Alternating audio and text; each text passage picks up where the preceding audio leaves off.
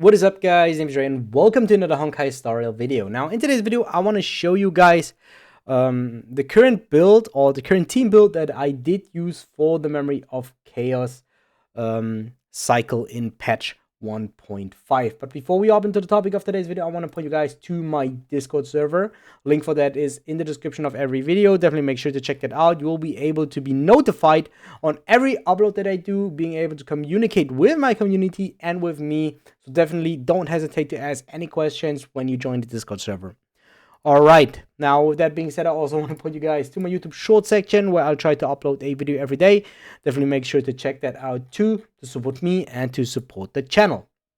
Alright, with that out of the way, let's get back into the topic. So, if you guys are curious on how I did clear this, definitely make sure to watch my last video. The last video was how I cleared the current Memory of Chaos cycle in patch 1.5. But in today's video, I will just focus on the build, pretty much of the two teams that I used. So pretty much these are the two teams that I used. For phase 1, I used Natasha, Kafka, Clara, and Trailblazer. For the second phase, I used Luocha, Jinglu, Bronya, and Pela. And if you guys didn't notice, the current Memory of Chaos phase is a little bit harder because they bumped up from 16 cycles to 20 cycles left. So you have to clear it 4 cycles faster, which is actually not that easy in my opinion. So I think if you do invest a little bit into the game and spending a little bit with having more characters, I think this is still very, very doable for you. It gets a little bit harder, but it's still doable. But if you're like free to play as me, I think it gets a bit harder. So I think like the last Memory of Chaos phase, I was pretty much able to nearly auto clear this, or clear it without thinking about my moves. But I thinking now in the current Memory of Chaos phase, I was paying a lot more attention of my cycles and my rotation. Okay, now don't waste any time and let's get into the builds. Let's go for the team phase 1 build. This was Natasha, Kafka, Clara, and the Trailblazer. I just wanted to show you guys the build. So my Natasha is nothing really special. Why I do use Natasha is because I don't have any better sustain characters. So I would recommend you guys, if you have any better option than Natasha, just use it over her. So if you have Bailu, if you have Lynx, if you have Fushuan, I think these are of course way better options than Natasha. But Natasha is like still the only sustain unit that I have. Luckily, we get Lynx very, very soon as a free-to-play. So I still have Natasha's Light Cone. I still had to maximize this weapon because of the base stats. And as you can see for the traces, I only did the bare minimum, which I usually always do. I only do the bare minimum for most of my chars if I don't expect to use them that long. But actually, if I'm gonna be honest, I think it would have been worth to upgrade a little bit of my traces into Natasha, but I did hesitate on that still. And since she's still able to clear Memory of Chaos 10, I still hesitate to upgrade her because she will be replaced for sure one day with a better healer in my second team, which is why I still refuse to upgrade her. So the only thing that I thought was really relevant is the remove 1 debuff, because the crowd control is way higher in the later stages. So this was the only relevant thing. But I didn't thought that this is like worth it, like one of the tracks of destiny. I think I don't really care about these because you get 3 of them per week and you don't use them every week. This is like very hard farmable. That's why I also didn't want to use these. So I wanted to save these, and I especially wanted to save these tracks of destiny, which why I didn't upgrade any of these. Same goes for this. So yeah, I basically don't want to waste any more resources into Natasha. But she still did do her job. She still did do the healing and stuff. For a rally sec, as you can see, I didn't even maximize everything. So there were still 3 pieces that they aren't maxed leveled. I didn't pay much attention here, so I tried to pay more attention on defensive stats, but like not that much. So I just used like whatever that I had. So as you can see, this has 20% affected rate. That would be a lot better on any Nihility character, I think, but it's like whatever. guys. It's like whatever. I focus a little bit on effect resistance, on speed. This has HP. Crit rate is like useless on Natasha. We have outgoing healing bonus. This was very cool because it had effect resistance, and then it rolled once into HP flat, once into attack percentage, which are not very cool stats for Natasha. So it's more like you want to have HP percentage, defense percentage is alright, effect resistance is what you really want. And then I have speed with, I thought it was really cool to have HP percentage, but everything rolled into break effect, which is also okay.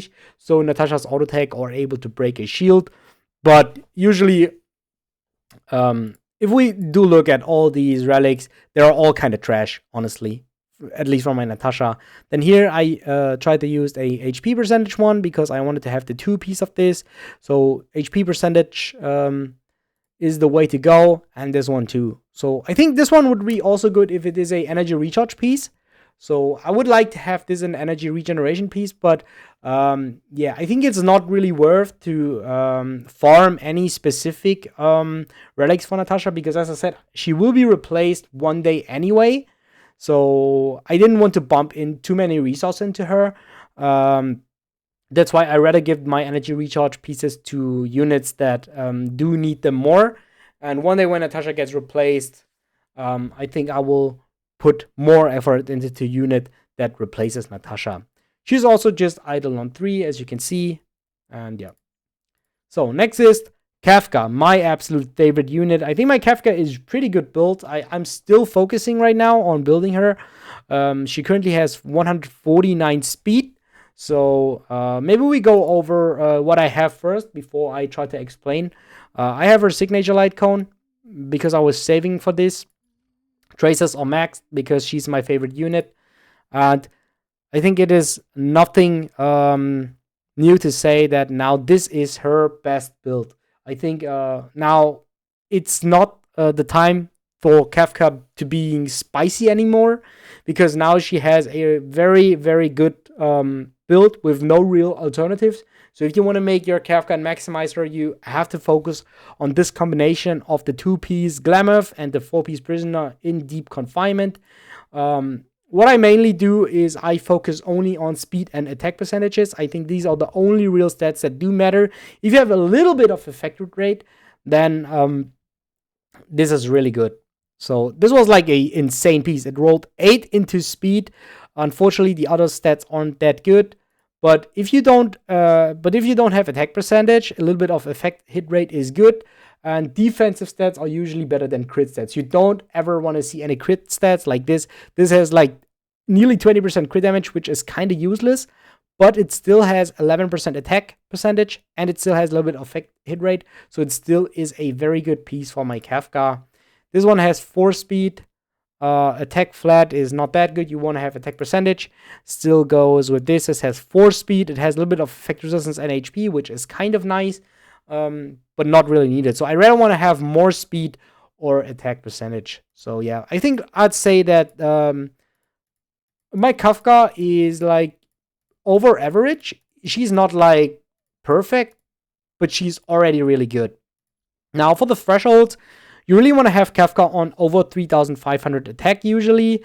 Then the minimum speed that you want to have is 146 as you're having this light cone, because this gives 4.8% speed.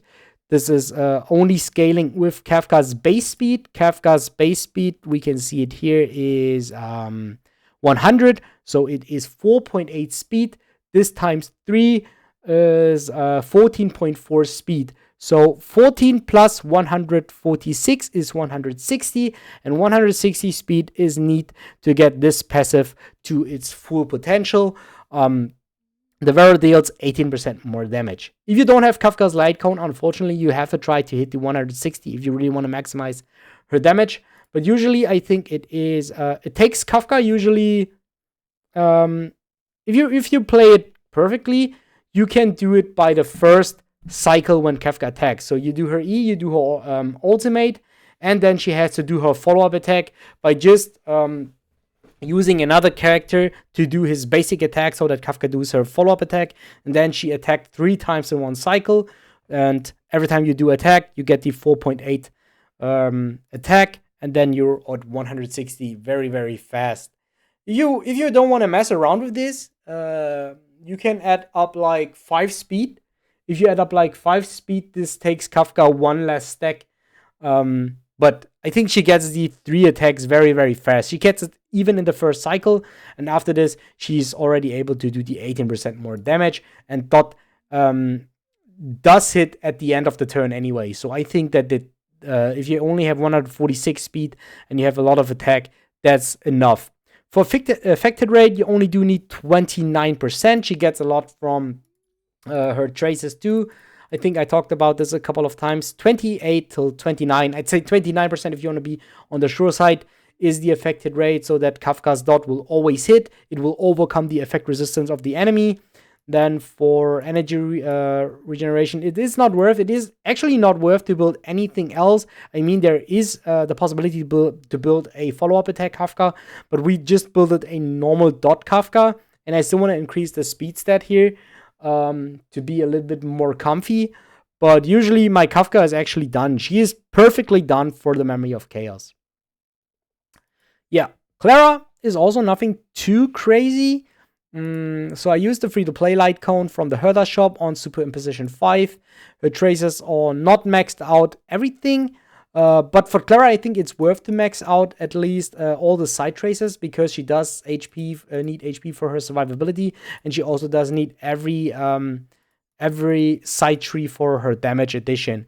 And her main damage basically comes from this. So from these two, basically. You use this to increase this at the end. I think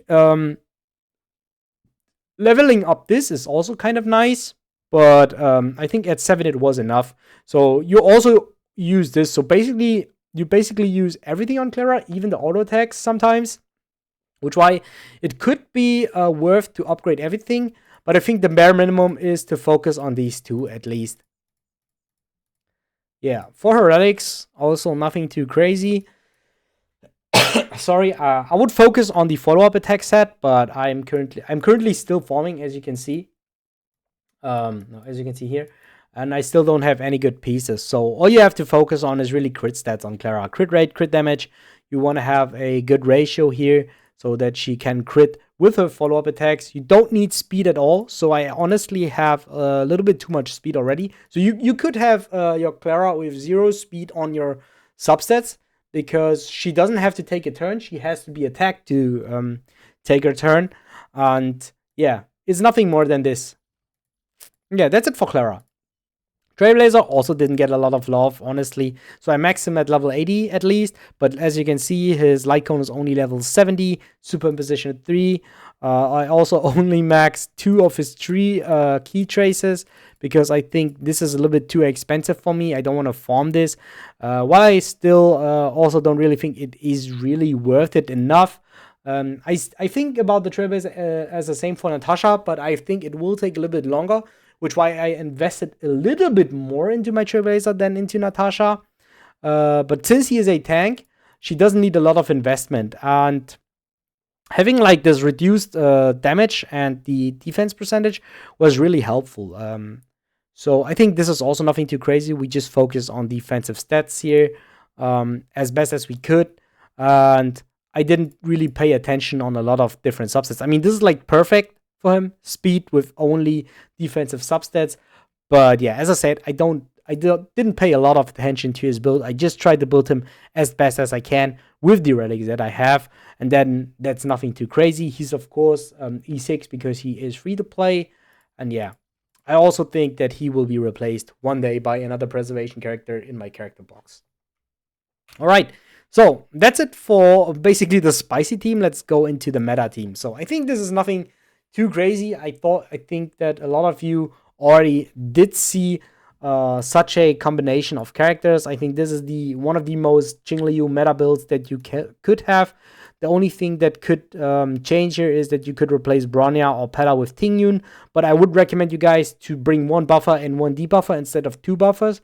But if you didn't build 1 debuffer, it's fine if you bring Bronya with Tingyun too. So yeah, I think that's pretty fair. Another combination, if you have Blade would be also really good if you want to replace Pela. If you didn't build her and you have Blade and he is already built, I think you could also bring Blade. Okay, maybe not for Memory of Chaos 10. Forgot about that. Memory of Chaos 10 is not recommended for Blade to clear this. But like in a usual comp. But for Memory of Chaos 10, you could definitely bring Tingyan instead of Pela if you want to. But especially Memory of Chaos 10 is made for Jinglu, for Jinquei, and for Imbibe the Lune, because these are the weakness types that he had. And I only have Jinglu, which I did clear it with this. So Luocha, absolute monster. He is like such a great carry. Signature weapon, maxed of course his traces. I think it's very relevant for Luocha to max all his traces. Like for his relic sets, I also didn't do anything crazy. I focused on speed, attack, and defensive stats here, not any crit stats. I focused a little bit more on defensive stats in the substats and more offensive stats in the main stat, because Luocha scales off with attack percentages. And since we have very good speed rolls, he's still able to being on 139 speed while also having over 3k attack. I think a big carry is this with 11 speed, and this also has like 7 speed. That's why I could go for attack percentage on boots and on the body piece. Yeah, I go for imaginary damage here, just that my Luocha does a little bit more damage. I think Luocha does a very decent, good amount of damage to help you with clearing the Memory of Chaos. So he is very useful in that. So he's, of course, idle on 0. And yeah, nothing more to say about this character. I really like it. Jinglu, these are her stats. Luckily, I was able to get her light cone, even though I lost a 75 to 25% chance. But this helps out a lot, honestly. Maxing out the talents. Her talents are insane. Like, you really want to maximize on everything here, because she scales a little bit off of her HP. Speed is the most insane side key trace that a character ever could have. And yeah, of course, you want to maximize on this crit damage because you want to maximize the damage. For this, I used a 2-piece Glacial Forest and a 2-piece Traversing Hacker Space. I have like 2 different builds for Jinglu, but because I paired her with Bronya, I was forced to use this build, which I will explain you very, very soon. So yeah, focus on crit stats. I think nothing too crazy. Focus on crit stats on Jinglu. Crit damage here. You don't have to focus on crit rate. You don't need crit rate at all, because in her moon state, she will have increased crit rate by a lot. That's why you don't have to do this. Here I use an attack percentage boots and ice damage, and I use an energy recharge rope, which has insanely good substats. So I have basically 2 builds. It only comes to do these 2 pieces. It doesn't really matter. I think this doesn't really matter at all. But you can use a speed shoes, and if you use speed shoes, you have to use attack percentage rope. But if you want to use an energy recharge rope, you have to use attack percentage. I usually like to use these boots, and where is it? I usually like to use these boots and I think, where's it? And an energy recharge. No, it is an attack percentage rope. I usually use an attack percentage rope here from the HP set. Okay, I couldn't find it. Okay, I couldn't find it right now. Yeah, it doesn't matter right now. Doesn't matter right now. So I usually want to have an attack percentage here and an speed here, because I like it a little bit more. But the problem at the end was that with this, she was faster than she was just one. I think she's only 1 speed lower than my Bronya. Okay, we can test it out real quick if you want to see it. So we just have to switch the shoes. If I change to speed shoes, he's at 139, while my Bronya is at 144. And I think with the substats of the other one, she was like 143 or something. Which why it didn't make really sense, because Bronya is there to advance Jinglu forward. And if Jinglu is the next character to take action, I thought it is not really worth, which why I changed to this. Yeah, which why I changed to this build. So I sacrificed her speed because Bronya will advance her forward anyway. So I can increase her damage and don't sacrifice any damage and any speed by combining her with Bronya. So this build is really focused around using Jinglu alongside with Bronya. If I wouldn't use Bronya, I would definitely go for the other shoes and for the other rope here. But using her alongside with Bronya really helped out with this build. Yeah, Eidolons is of course 0. Then for my Bronya, I tried to increase her speed and a little bit of her crit damage. I was lucky because I pulled her weapon in the standard banner very recently. That made also a big change. I maximized this because Bronya is also one of my favorite characters. Then this, I tried to focus on speed, crit damage, and then defensive stats. And an energy recharge rope here. Yeah. Then lastly, I go for Pela. I tried to also increase Pela's speed as much as I can, and as we can see, she's the fastest in the team. I actually wanted to have Bronya to be the fastest in the team, but yeah, it's like whatever. I was able to clear it, so I didn't up. I just ascended this to level 80, but I didn't have enough to upgrade it to level 80 fully. Because I really think you barely get these.